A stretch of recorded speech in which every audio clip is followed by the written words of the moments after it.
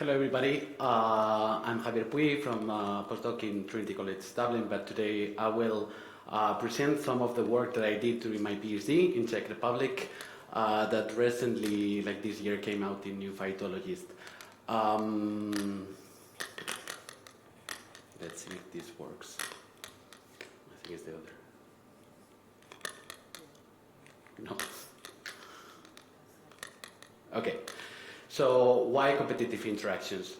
Competitive interactions, in this case plant-biotic interactions between individuals of the same or different species, are one of the most important drivers of community assembly and establishment.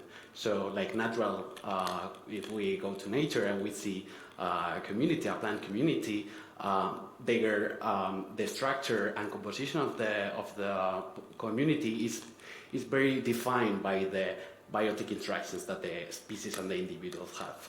That's why, because of this importance, plant competition has been long studied for a very long time ago, like especially in community ecology. However, there are still like many questions unresolved. One of them, for example, is why in a very small place, in a very small site, they can coexist many different species, like very diverse community of species, and why one doesn't outcompete the rest, right? So that's why I think and I believe that the study of epigenetics might resolve some of the ecological questions that we have still unresolved. Anyway, a lot of work has been done already, especially from functional ecology, because functional ecology, like the characteristic of functional ecology is that it emphasizes checking all the phenotype of the species. Why? Just to, by analyzing and measuring many traits of the species, sorry, this makes noise. So just to analyze all the traits of the species, it can help us to see like the function and the role and, for example, the niche requirements of the individuals. That is why in relation with competition, we can have like two different kind of traits.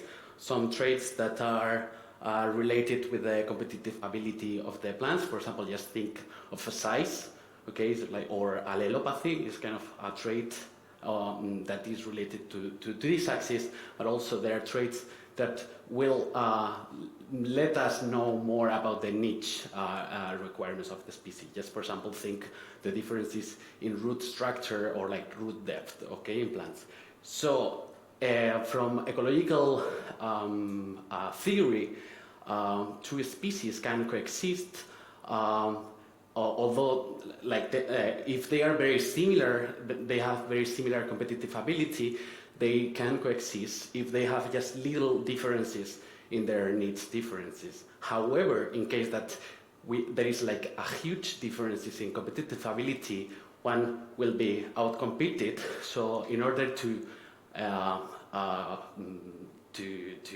be able to stay, to coexist, the only option is just to trigger some modifications in the needs, so like having another strategy, or just reducing this competition that it experiences.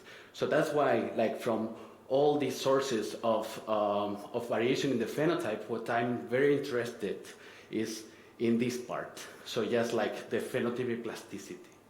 So just as a reminder, we can find like phenotypic plasticity within the generation, what was normally called plasticity in general, but also there's like transgenerational effects.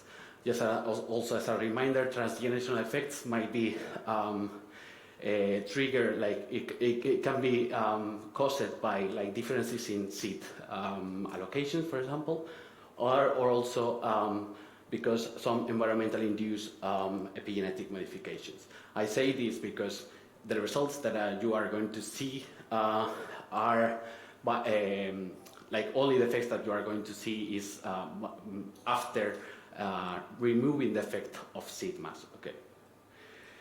So, although I have made some spoiler already, I think that phenotypic plasticity is ecologically and evolutionarily important. Why? Because this part of the graph, right?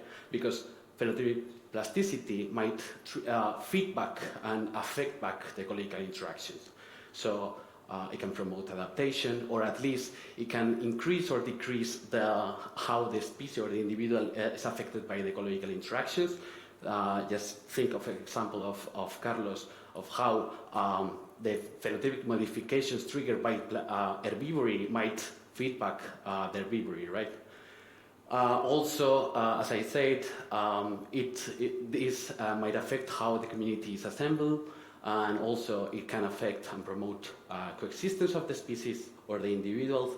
And last, this phenotypic plasticity can determine as well like some ecosystem and can affect ecosystem or population functioning or processes. Just think how this epimutation in Linaria might affect pollination, right?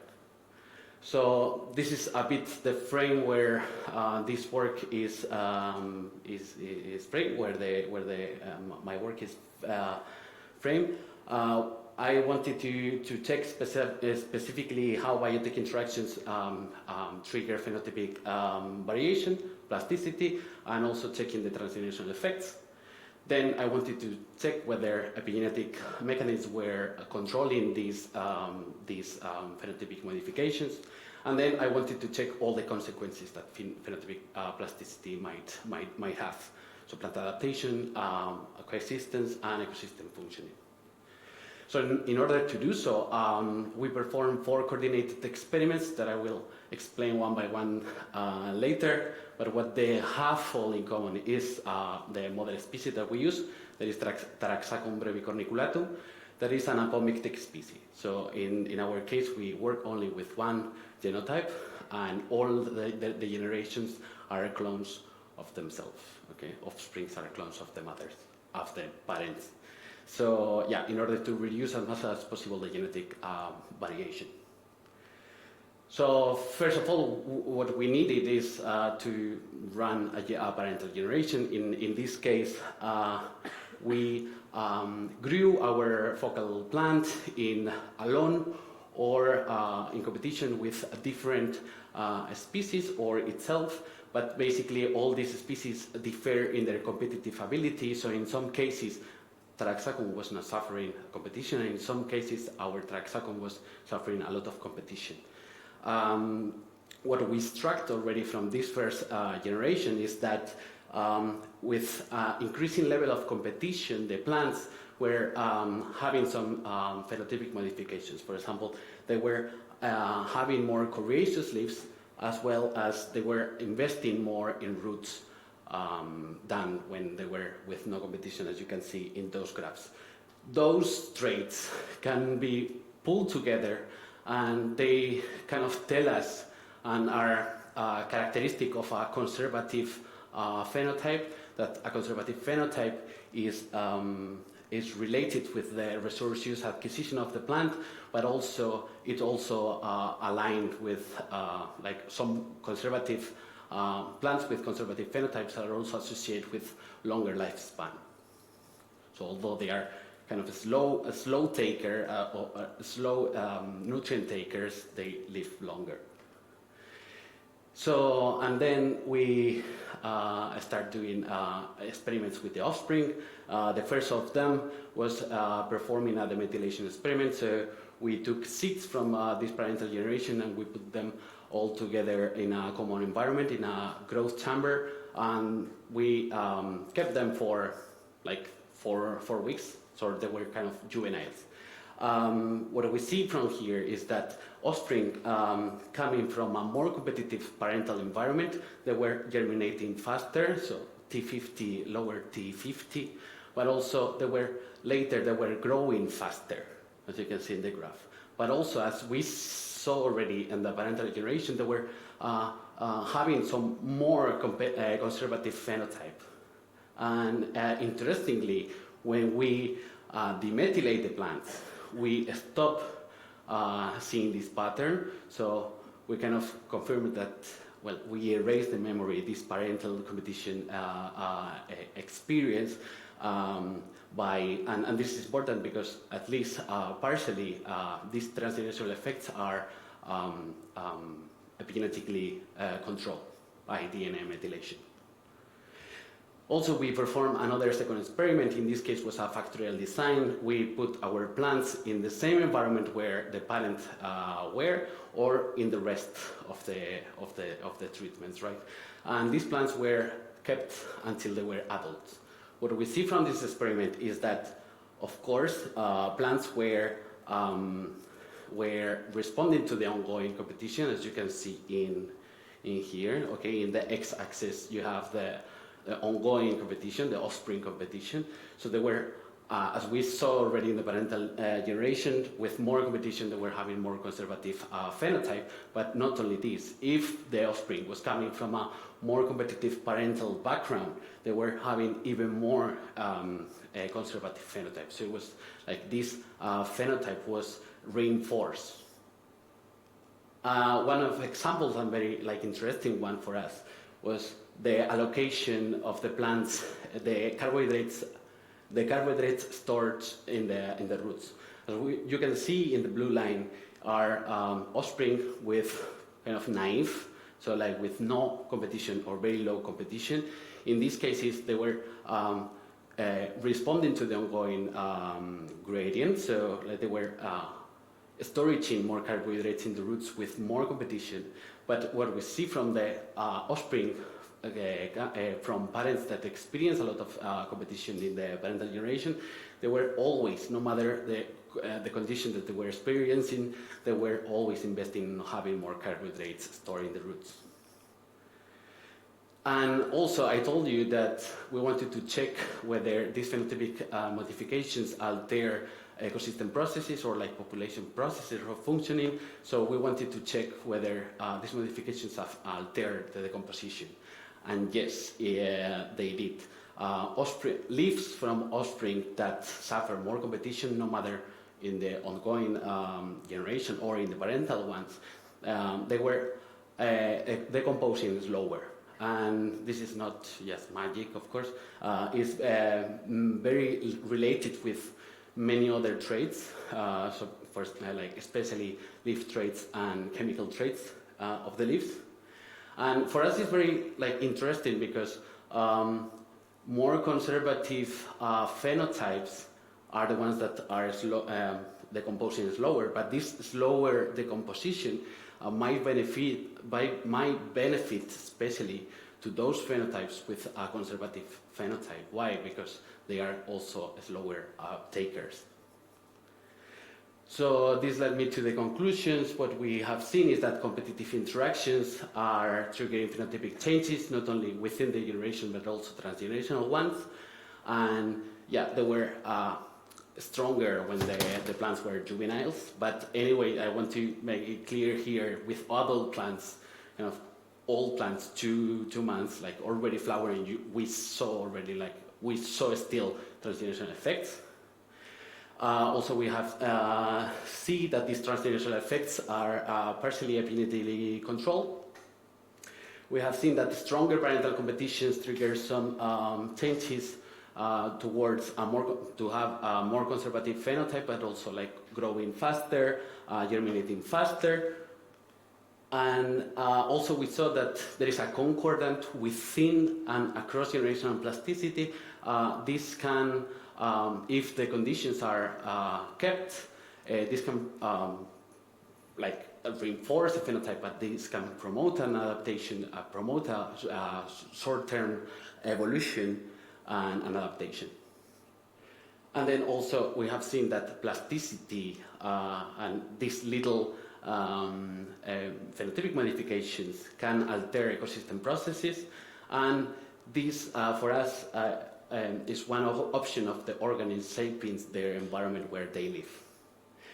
And to conclude, transgenerational effects can feedback the competitive interactions, so promoting adaptation, not only via this phenotypic variation, but also having some positive plant-soil feedbacks interactions. So in here you have the paper if you are more interested in this, if you want to see more details. Shortly we will, it will be published, the one that, similar one where we play with muscular mycorrhizal in Interaxacum brevicornaculatum. So check Twitter just in case that it comes. And yeah, I want to thank all the collaborators of this project. And thank you all for your attention.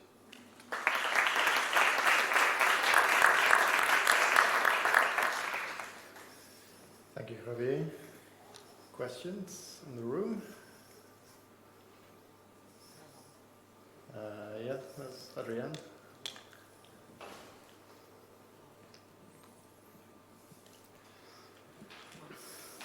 Thanks for the talk. I was wondering, I don't know, but can you elaborate on how plants can sense competition? Sorry, again? If you could elaborate on how plants sense competition.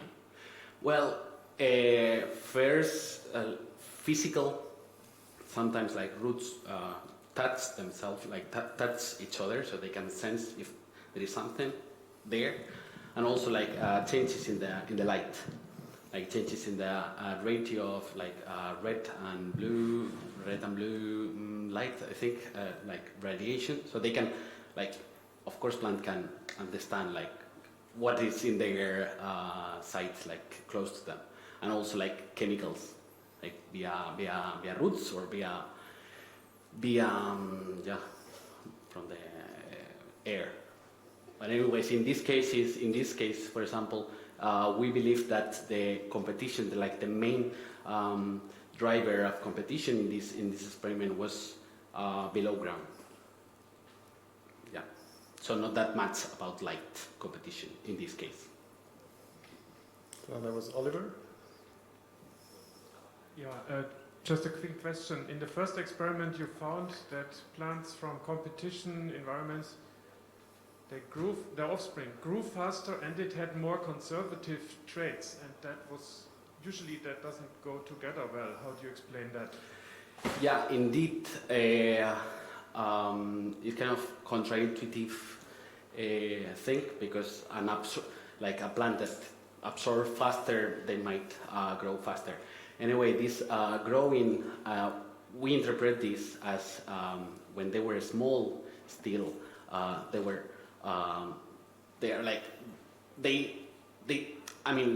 growth rate at the juvenile stage is much different at the growth in the adult stage. So that's why, like, during the early stage, it makes like this, exactly as you say. So they try to run faster than the other, but then probably because this phenotypic trade-off, they cannot grow as much as other plant or individual with a more absorbed, acquisitive phenotype. And also in relation with this, well, in case that there is no more answer. Okay, last question up there.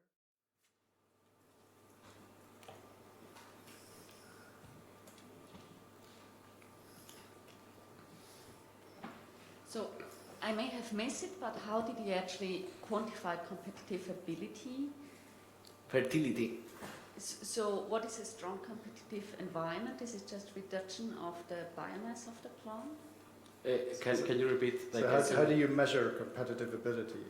A competitive ability. Well, the thing is that it's not that easy as it was in the graph, because it's kind of theoretical ideas. But like for our species, the trait that basically was driving this competitive ability was biomass. Like the faster, like the bigger you are, the more the stronger you are, like competing. So in this case, the competitive ability, like the differences were just made, like size was very important variable, but also species very functionally related were the ones that were competing the most with Taraxacum. For example, with Taraxacum, the most competitive competitor was itself, when it was competing with itself, because they have very similar needs requirements. They were like competing very much. So like the competitive, the competition was higher in there. Okay. I don't know if I resolved your question. But Yeah, and maybe just a general comment. I do think, especially in this audience, we should be a little bit careful what we term a transgenerational effects. I mean, you mentioned about it. I do think we should reserve transgenerational effects for effects across 3 generations. And I think this kind of mixture of what's a transgenerational effect actually causes a lot of confusions in the literature. So I think we should be a bit careful of the terminology. you mean because I use it wrong? Like the No, term I mean, people just use it differently. I wouldn't say use it wrongly, but for me, a transgenerational effect is actually one that lasts for at least 3 generations, and everything for one is more like intergenerational or maternal effect. That's why, we were very concerned of the effect of seed mass. Like, of course, ideally was checking again in the 3rd generation just to see if this is maintained for a third, like a 2nd generation, a 2nd offspring generation.